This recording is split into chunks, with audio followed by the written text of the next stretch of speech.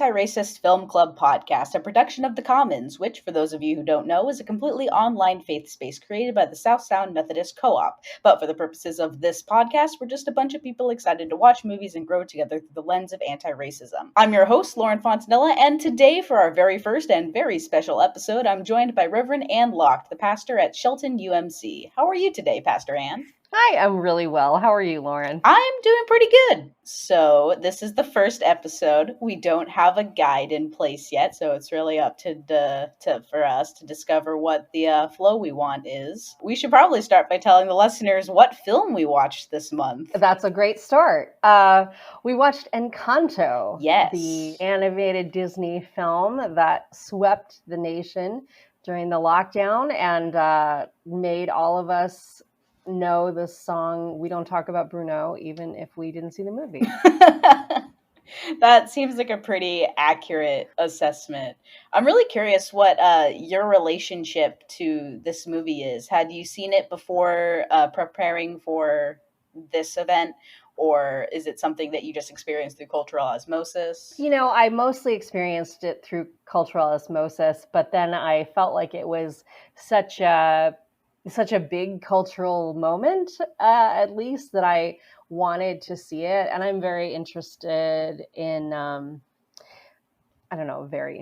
interested in musicals. And since Lin-Manuel Miranda had written the songs, I thought that was interesting. And so I think I watched it on my own first, but then I rewatched it just last night, thinking about this podcast. I want to say that I'm in the vast minority of people who saw this movie in theaters.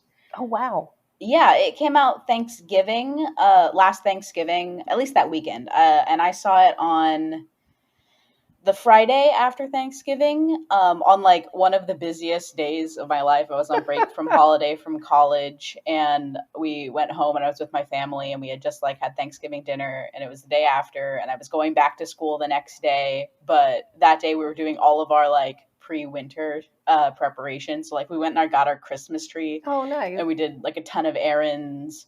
And then the last thing we did that night, with the tree still attached to the car outside, is we went and we watched Encanto, which was, at the time, sort of a box office flop, which is crazy to think about now. Really? I didn't realize that at all. Yeah, I was just looking up some numbers this morning, and for a movie with like $120 million like production budget, domestically it only made about $90 million back. So it didn't make its full investment back domestically. It did worldwide, but it wasn't quite a bomb, but it was definitely a flop.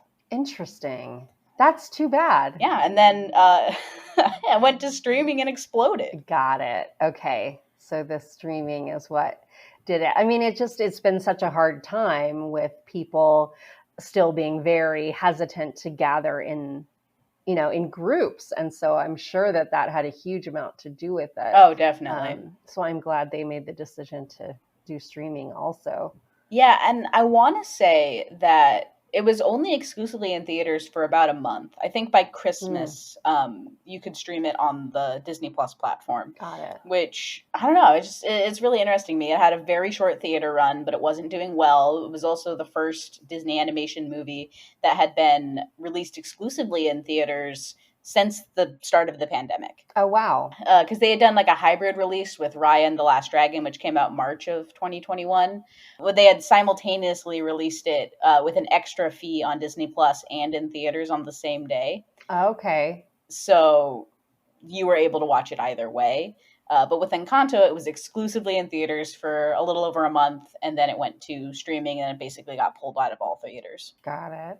Interesting. Yeah. Sort of, it's a weird time because now it's sort of the biggest Disney hit in a while. Right. Maybe since Frozen, which was almost a decade ago. Gosh, is it really? Wow. Yeah, it was a 2013 movie. Yeah, well, I think it's great. I really enjoyed it in a lot of ways, especially since Disney Plus came out.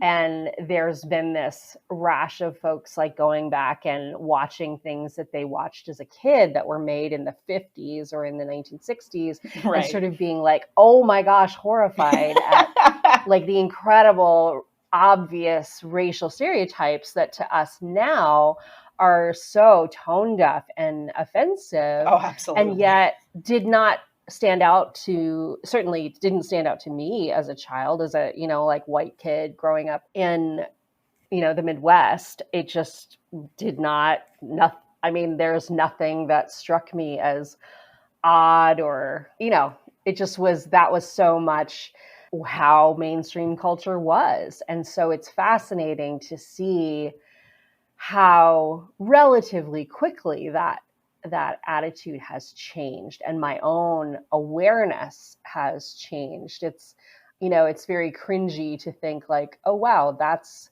the air we breathe growing up. That's what it was like. And yet also kind of encouraging to see that things really can change as we come to greater awareness. Yeah, that is a fantastic recap of sort of the atmosphere of Disney Plus. There's so many, like, you open a movie that you haven't thought about in a while, and then the first thing you see is this content warning, and it's like, what? But this is Dumbo. What are you talking about, a content warning? And then you watch the film, and you're like, oh, that is extremely insensitive, if not outright harmful language that's being used. Oh wow. I haven't rewatched Dumbo, so I'm not sure exactly what you're talking about. Oh my gosh. Oh, it's like an 80-minute film, and I don't know, a quarter of it is just so hard to watch. Huh. In particular, towards the African American community, there's a couple places, like the Jim Crow scenes, like the little crows that are stereotypes. Right. And then the railway workers that are building the track for Casey Jr., they sing this song about like loving to work and not being able to read or write, but it's so great that they can just work. Wow. And it's horrible. Wow. Yeah. It's breathtaking, isn't it? It's just like, oh.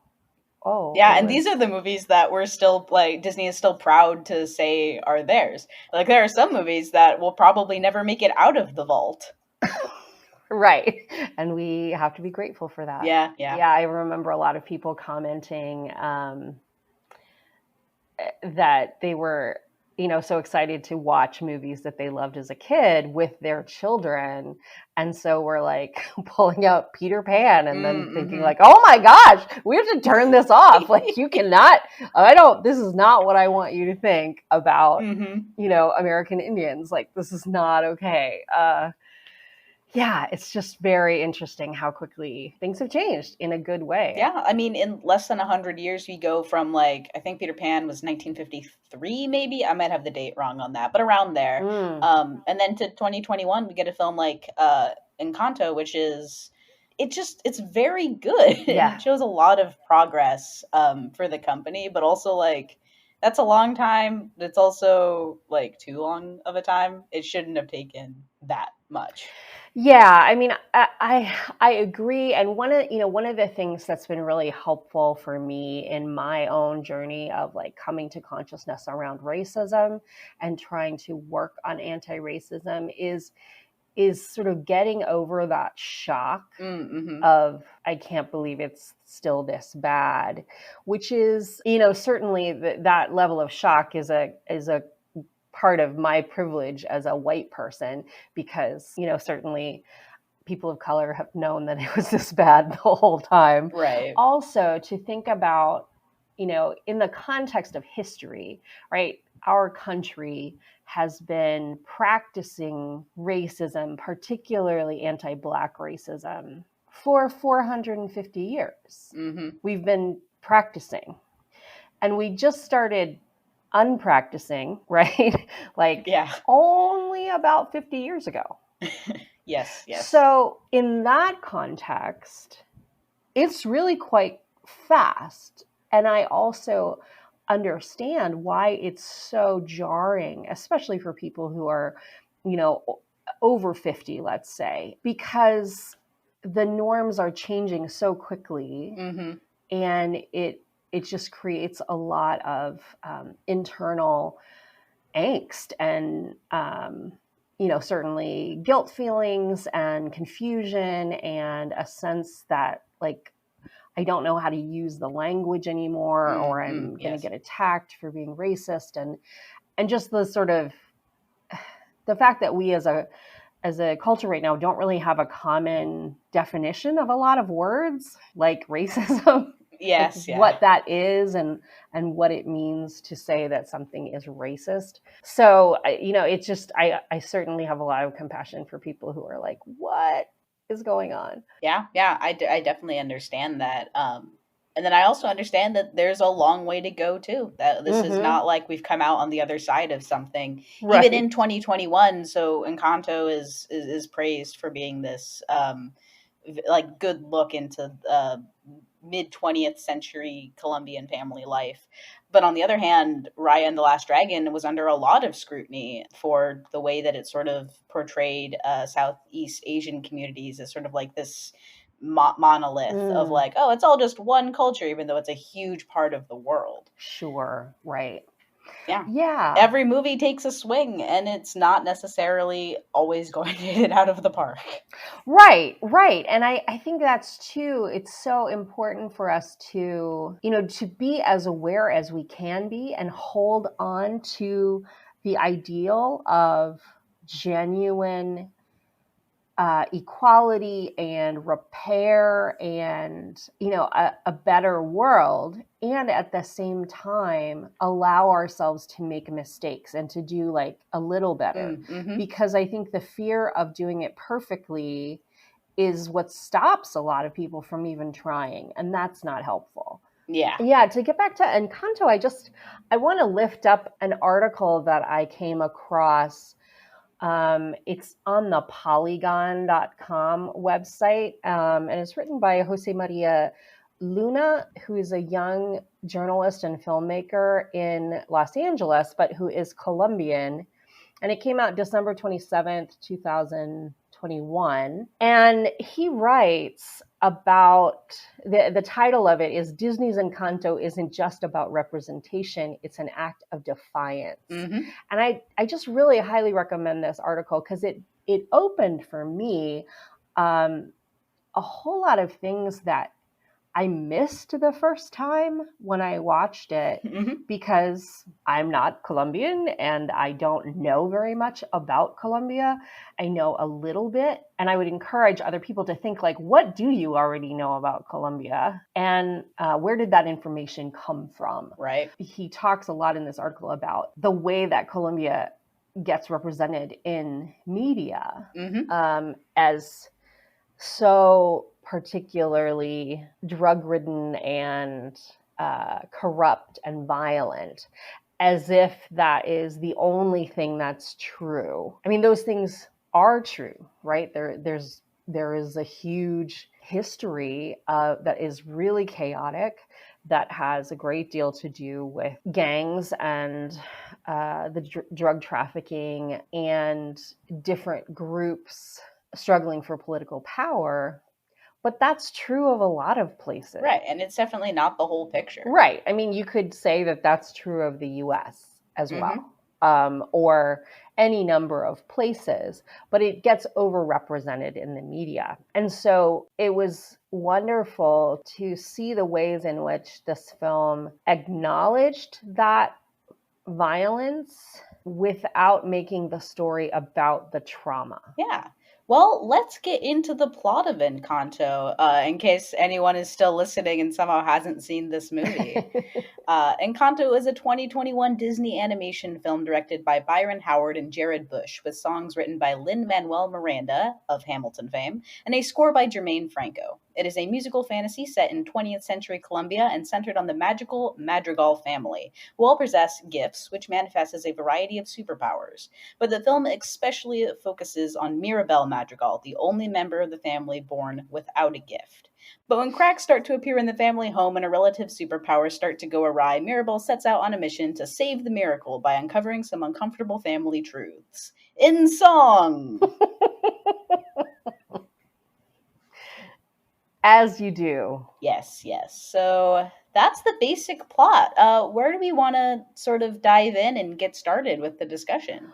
Well, I'm wondering about listeners who might come across this who are not part of our little community around the Commons, Mm-hmm. to give a little history of Anti-Racist Film Club. Yeah, yeah. So this is something an effort that started, well, 3 years ago now, certainly prompted by the murder of George Floyd in Minneapolis and the subsequent Black Lives Matter movement. And this group of congregations, United Methodist congregations, that have been working together to try to do ministry amid the pandemic.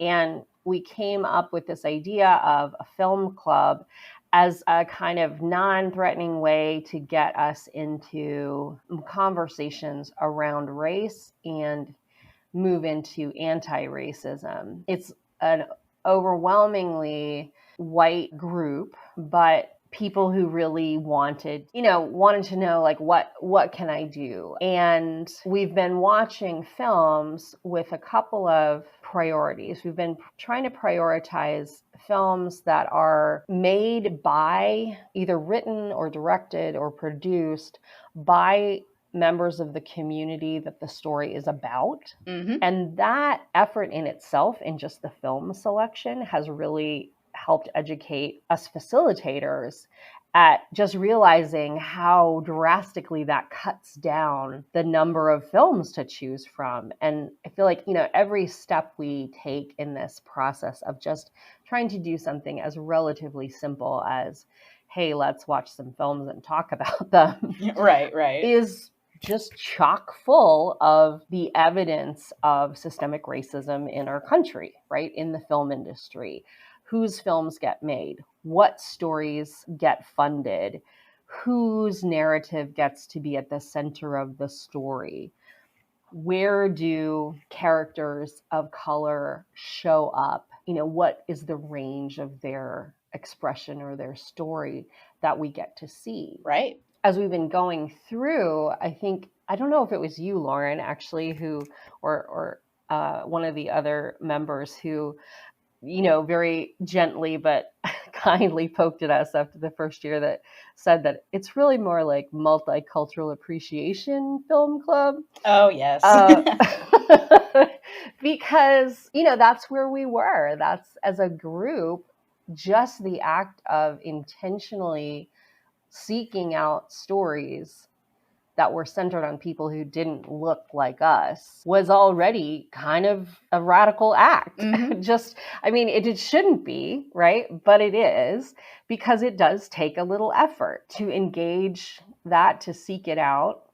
And I think in the process has really helped me, and I think some of the others as well, just realize our own unconscious prejudices, right? And privileges, right? That it's so easy to find a story that is about white people, right? Like, yeah, that is overwhelmingly what gets made. Everywhere you look, there's stories about white right? people. It's like real easy to find. It's actually hard to avoid. It would be impossible to avoid, really. But also to surface within ourselves as individuals, to bring biases that I have from unconscious into conscious, to sort of say, like, I like romantic comedies. I like films that are about family relationships. Why did I never think, I should watch this film because it stars an Asian American couple instead of a white couple? Right. Just those sorts of things that I can realize that within me, I have these messages like, those stories aren't for you. Even though, like, no one ever taught me that explicitly. You're right. Yeah, it's a lot of implicit. Yeah, it's a lot of implicit messaging that's like, that's for other people. Even though all of those, quote, other people have been watching the dominant stories all the time, or they wouldn't have much to watch. Yeah, so how can we take sort of these ideas of what the Anti-Racist Film Club started out as and what it's developed into and apply them to Encanto, the movie that we are specifically focusing on today? Like, we're like almost 3 years into this project. But now what can we like apply? Yeah. Well, I think one of the things we try to do in our film club is we we write questions ahead of time, and then we watch the film together and we have some of these questions. So for this film, for instance, one of the things that we're going to invite people to notice is something I mentioned a minute ago about just before seeing this film, what images did you have in your head about Colombia? And what's different about this representation of the Madrigal family than what you've seen represented before? Yes, absolutely. And I think we touched on this a little bit when we were talking about the article and sort of the way that this film does deal with sort of intergenerational trauma, but having it sort of be a nuanced thing instead of this dark cloud that hangs over and incites more violence or paints a very specific picture of Colombian culture in the way that it's been portrayed in mainstream media for decades. Mm-hmm. It's a more nuanced take on a lot of different stereotypes that I think that we see. And as I was reading through your questions, I thought of three characters in particular, and that's Luisa. The two of Mirabel's sisters, Luisa and then Isabella, and then her aunt Peppa as well. And you can sort of see the way that these three characters fall into stereotypes, but then explore them and sort of flip them and ask us why we thought that in the first place.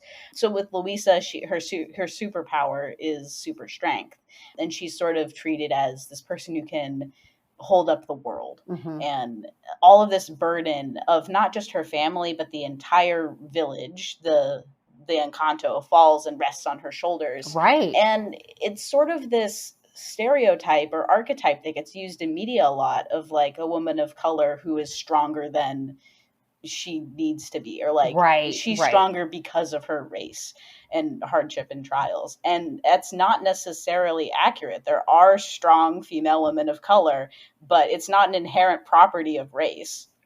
Right. Yeah. Yeah. And that gets explored in her character, where a lot of her outward portrayal of strength comes from deep-seated insecurities in her self-worth.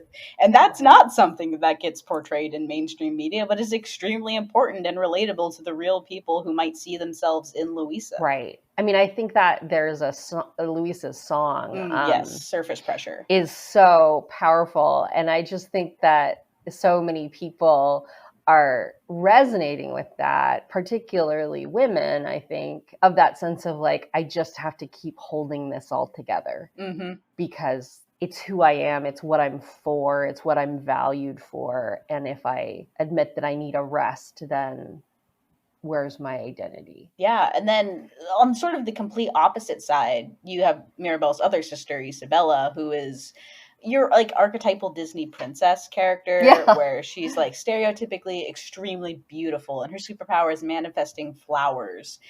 She's perfect is the way that the film, that's the word that constantly comes up in her story arc, is that she is perfect. And it's again this sort of trope of like the beautiful exotic woman who is desirable for her looks, but not necessarily what she can do or her personality. And as Isabella's story goes on and more cracks appear in the house, more cracks appear in her character. And we see that that's not who she really is. It's a facade that's put on because of the pressure that her family has put her on to appear perfect when perfect is unattainable. Right. And I also find it so interesting that perfection, and I like that you use the Disney princess, put her in that category, is that what's true about that trope is that character of beautiful perfection is boring. Yes. Like there's not a lot of room in there. There's this very kind of archetypical idea of, the maiden beauty that is without edges, that is smoothed over, that is compliant and pleasing and sort of self-negating in a way. And I think that's what comes out in a wonderful discovery. Right. Who knows what she could do if she allowed herself to like make pointy things. Yes. Yeah. Adds a lot more color and edges to the characters, the scene, and sort of the relationships that are around her too. Mm-hmm. And then the last character that I mentioned was Tia Peppa, who has the ability to control the weather, but with her emotions. Mm-hmm. And so there's been a lot of discussion around Peppa's character and the way that she sort of has repressed her emotions so that she doesn't freak out and cause storms and Mm-hmm. just foul, inclement weather around her because everyone can read her emotions so easily. And this falls into the trope of like the overly emotional middle-aged woman Mm. that I think a lot of people may associate specifically with Colombian women and like the Hmm. portrayal of Gloria in Modern Family, who Yeah. I mean, I have a real strong inclination that that might be most people's touchstone for what a woman from Colombia might be in modern media. Sure. So just like very passionate, very vocal and emotional, and like letting her emotions sort of get a hold of her. And then with Tia Peppa's character, we sort of see that like, well, it's not anything about her specifically being Colombian that makes her this emotional. It's the fact that her emotions control the weather and people have told her to suppress that. And that's not actually controlling your emotions. That is ignoring them and hoping they go away. Yeah. And I mean, I think it's interesting that you lift that up as a particularly Colombian, because I was thinking about that, and I think it struck me, it may well be, and it's certainly I've seen that portrayal of like, this is, a Latin quality. Mm-hmm. But I also feel like it's kind of like it also gets written as a just general female quality. Yes, If yes. mama ain't happy, nobody's happy, right? That sense that like the woman is the barometer, the emotional barometer of the home, and like that has to be managed or the whole system breaks. I just think it's really interesting how Encanto isn't ignoring the stereotypes. It Right. is leaning into them and explaining what is flawed with the way that media portrays these types of characters, these types of cultures, Mm. and that, like as I said before, it's not a whole picture.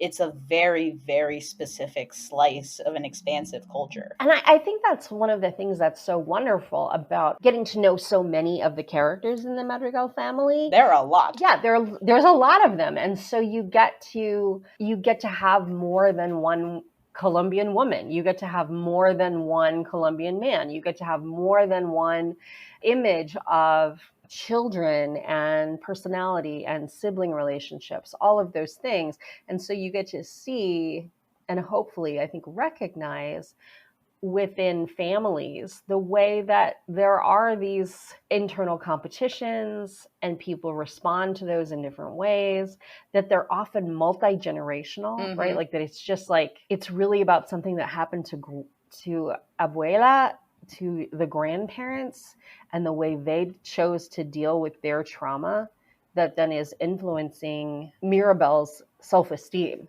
Yeah, I think it's really important that the triplets were babies when the quote unquote like the violence happened to the family and then the subsequent miracle that saved them from it. Mm-hmm. They don't really have a memory of the trauma that's dictated their entire lives. Right. Like they have only known the aftermath of Abuela's pain. Right. Right. And I'm really interested about the story that we tell in families about why we are where we are and what is important about it, right? So much of Encanto is this wonderful celebration of music and food and color and love and generosity and gratitude for what they have. And at the same time, there is this awareness that every person, in a sense, is curating the story. Mm-hmm. Like, what is the story of this family? Is it about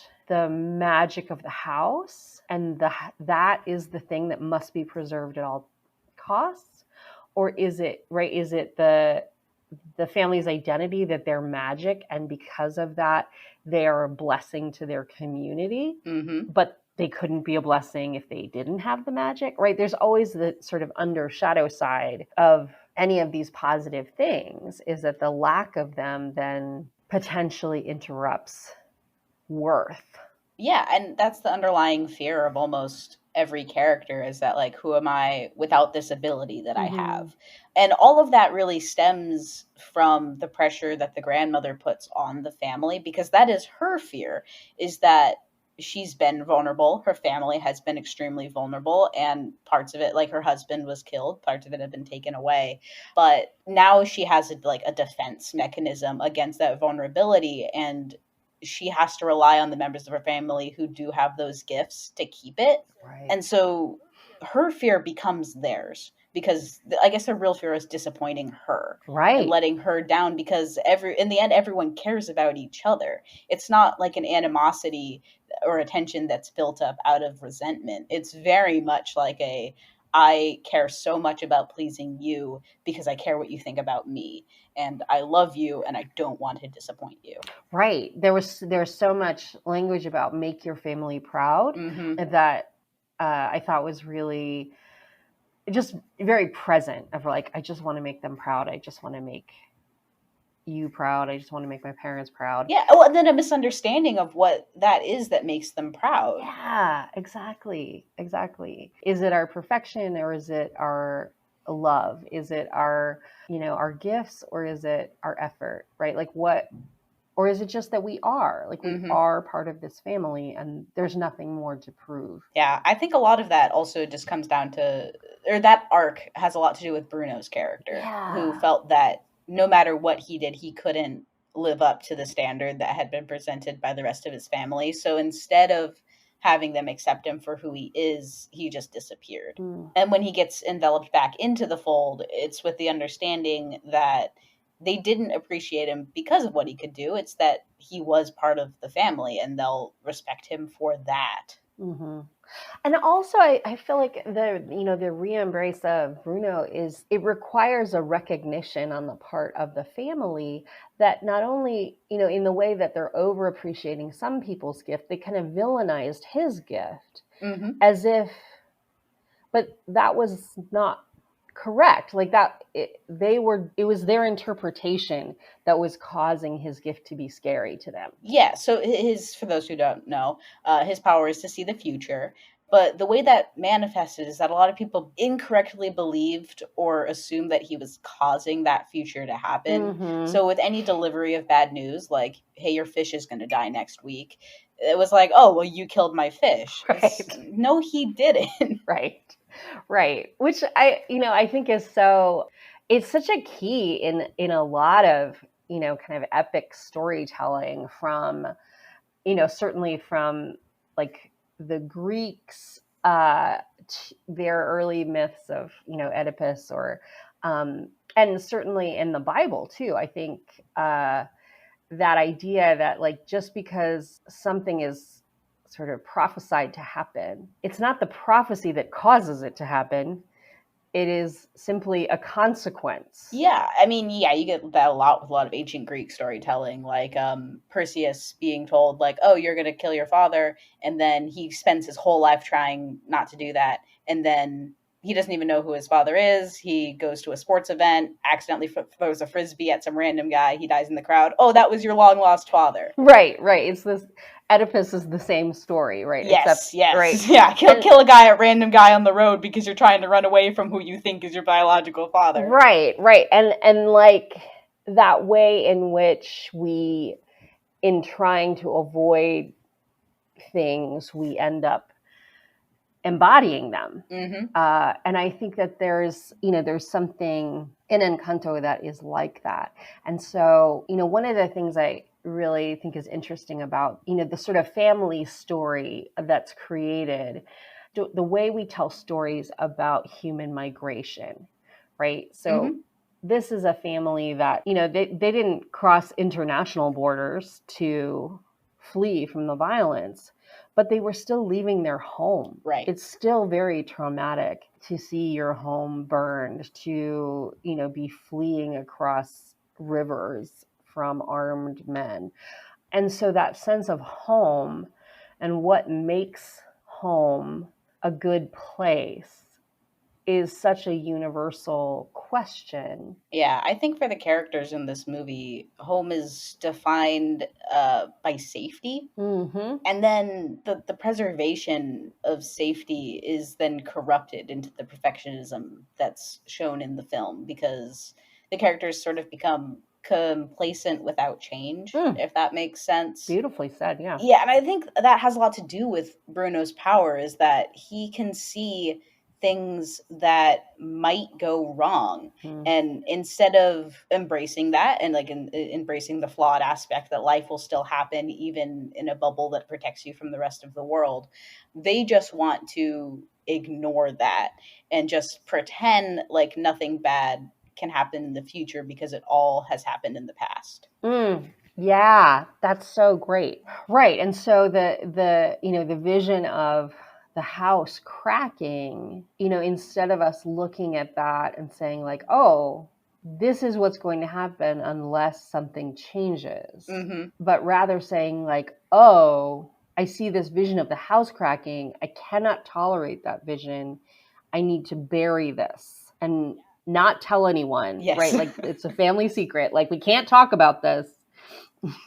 We have to pretend that it doesn't exist, even though it's like super obvious it does exist. Like Bruno's door is still in the house. Like you see him. Yeah, and I think that your mention of change and the way that, like, unless something changes, and the way that growth is represented by the butterfly. Like there's the yellow butterfly in Bruno's vision. There's the butterfly when Mirabel and Abuela embrace by the river.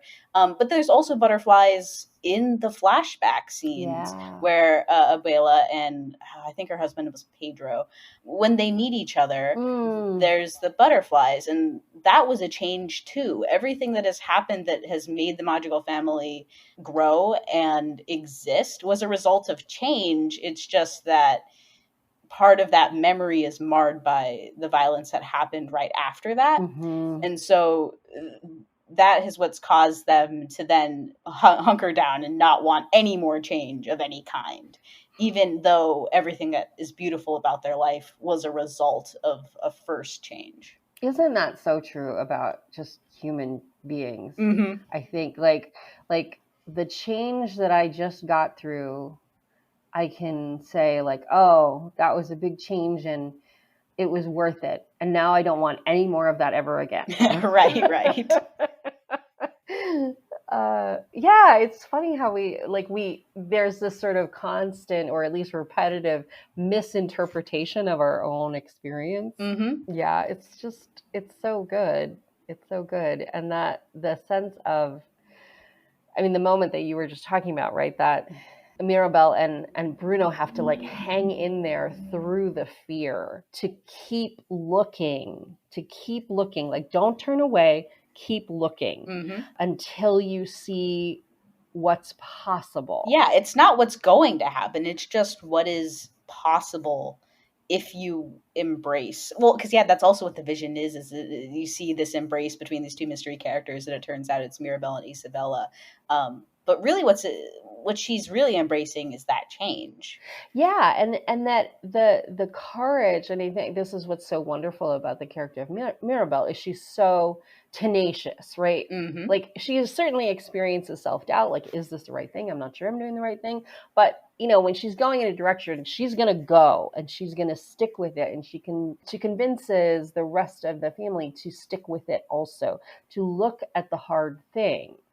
And because she's willing to go look at the hard thing. Yes. She's willing to go into the dark place. She's willing to ask the question no one else is willing to ask. She's willing to be persistent and say like, no, it's possible to change this for the better.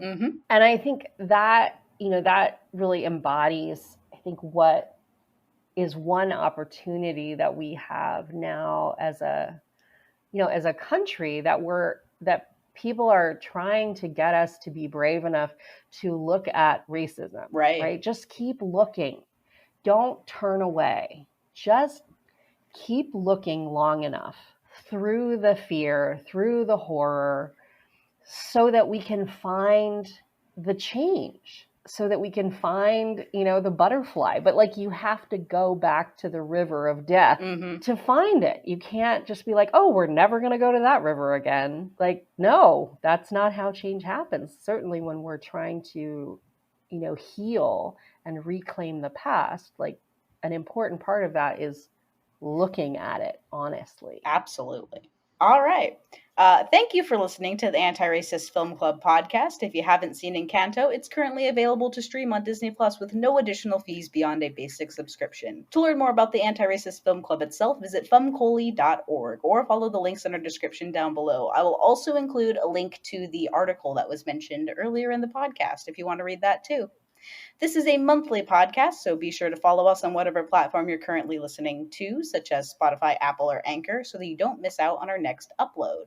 But before we sign off, I'd just like to thank you, Pastor Ann, for coming on the show. Thank you, Lauren. Yeah, I feel like this has been a really good discussion. This is so fun. Thank you so much, Lauren. Yeah, but that is pretty much everything we have on the docket for today, so thanks for listening.